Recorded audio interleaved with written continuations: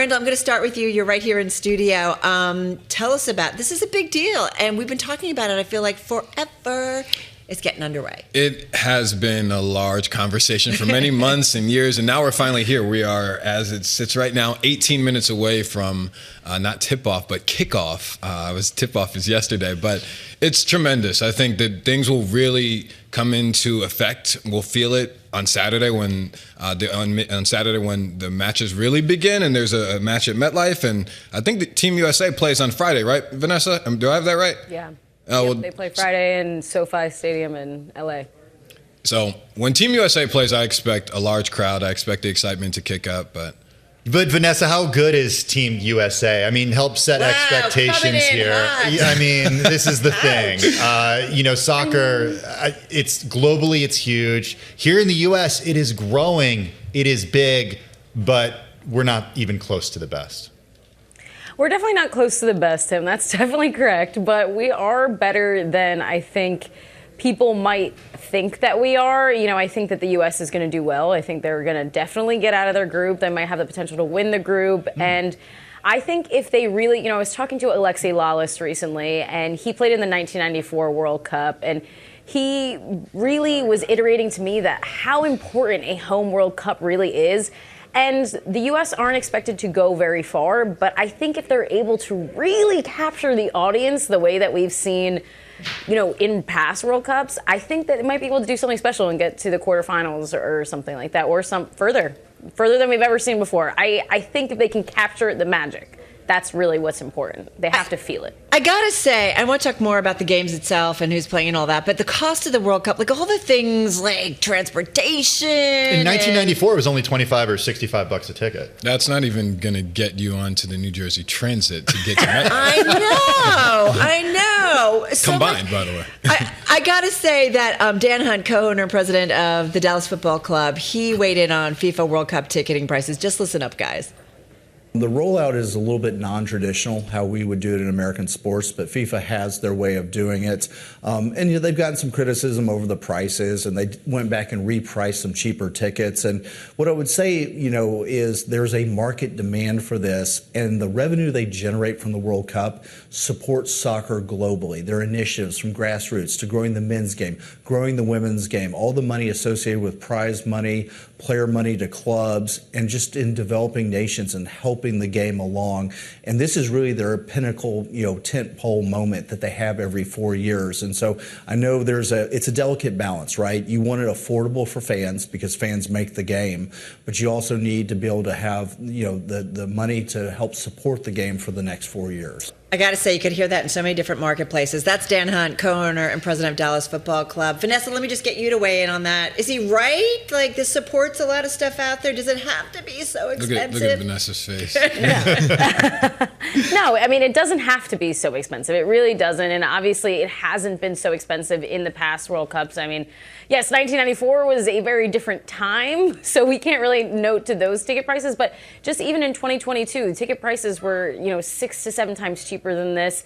We're seeing ticket prices now for group stage matches that we weren't even seeing for 2022's final.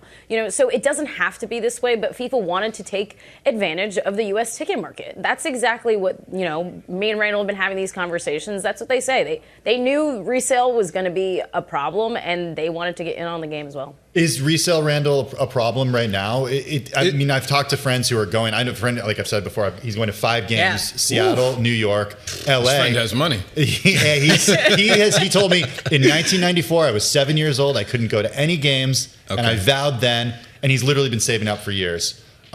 He says the LA game is much cheaper because they didn't price it right. Well, I think in terms of what is the right price for these things, is if you think of what is the normal first sport that kids play, it is soccer because it is so cheap. However, think about the kids who, let's say, are pre-K to high school. They're going to be relying on their parents. So if it costs you $800 for a family of 4, one individual ticket each, that's $3,200. How many families of 4 are going to be able to pay that? And this isn't just group stage. This isn't just quarterfinals. These are group stage matches. These are matches that feature countries that we might not know or might not know players who are playing for them. Now, just imagine what it's going to cost to see Lionel Messi play. So are the tickets selling, Randall? They are. But it remains to be seen what the audience looks like in these stadiums. There are tickets that are being sold in all these places, and the prices are slowly but surely coming down. And there's a possibility that, shortly before a match, FIFA could slash the prices, and then people flock to the stadiums. That's also something that could happen. But you're talking about FIFA, which is projected to net over $10 billion in revenue. That's a lot of money over the course of less than 60 days. However, at what cost? I have to say, the Bloomberg Business Week Daily team has its own soccer expert. It is known as Sebastian Escobar, and he said Club World Cup last year had many empty seats. Can we switch the US? gears? Yeah. Hey, we're going to switch gears. We got to talk about the Knicks game last night, if we can. We are all in on soccer, but we got to talk about it. Vanessa, come on in. Man, what a game. If you went to sleep early, you might have missed and not would have been surprised by the outcome. I don't know. How are you thinking about where we go from here? Now she's about to just... First of all, if you went to sleep early last night, you missed history. You missed history last night. It was the biggest comeback, in NBA playoff history. It was absolutely incredible. I was watching from a bar in Queens. It was electric at the end. It was unbelievable. So I think from here, the series is over. And Randall, you were in the building. You were there last night at MSG, Randall. I was.